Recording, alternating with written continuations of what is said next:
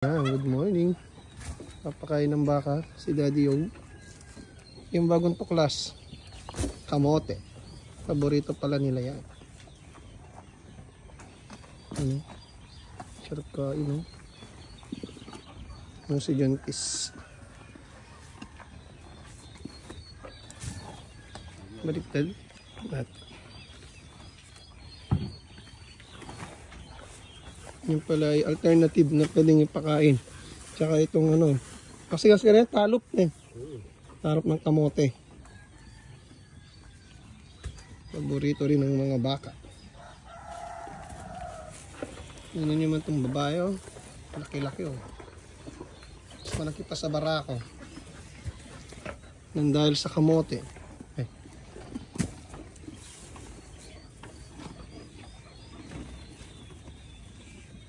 Favorite nila yan, oh. Ang daming kamote.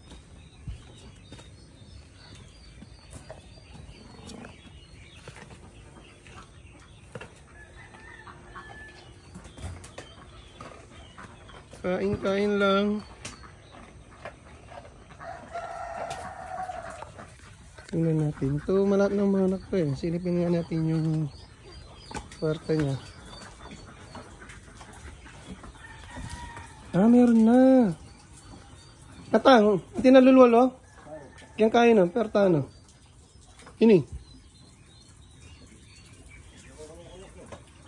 Kasi sabi nung ano, pag may tingnan nyo, pag may lumalabas na ganyan, yan, oh. Malapit na siya.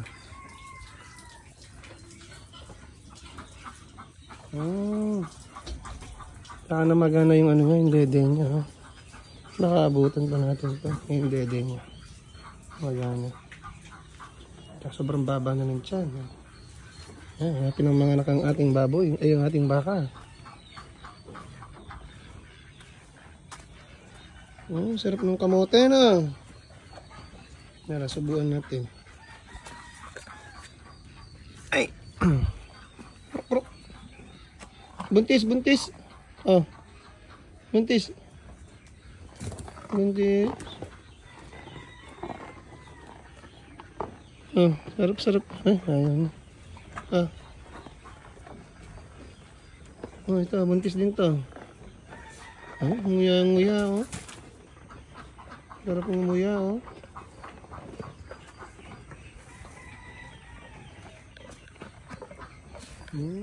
Ito yung muna natin. Picturean ko.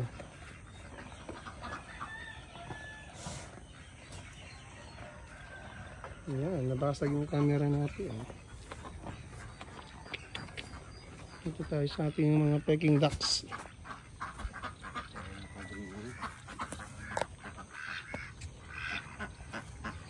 Mga Peking duck, namatayan tayo ng isa.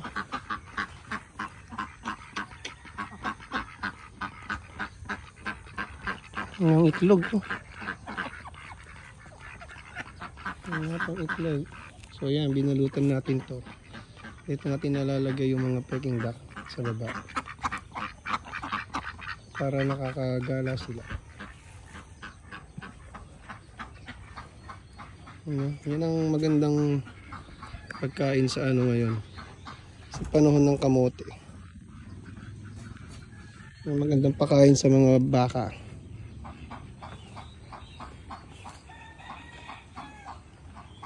Saka yung laman. Laman ng kamote. Yun, oh. Diba? Sarap na. Laki, oh.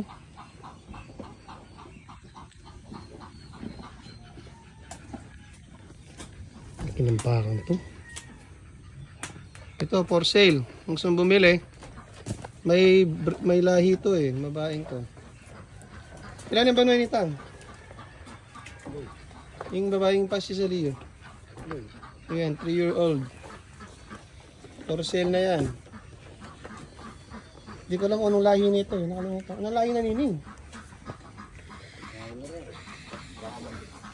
Brahman. Ayan, Brahman. Sa gustong bumili ng ating baka, for sale yan. Brahman. Gano'n kalaki? Mas malaki pa sa barako. Ano, tingnan nyo. Yung bukol lang yung malaki dito eh. Napakalaki yan. 3-year-old Brahman. Pas natin. Oo, ibebenta na namin yung asawa mo. Sa susunod, ikaw na. Kain, kain. Good morning, good morning. Yan ang ating farm.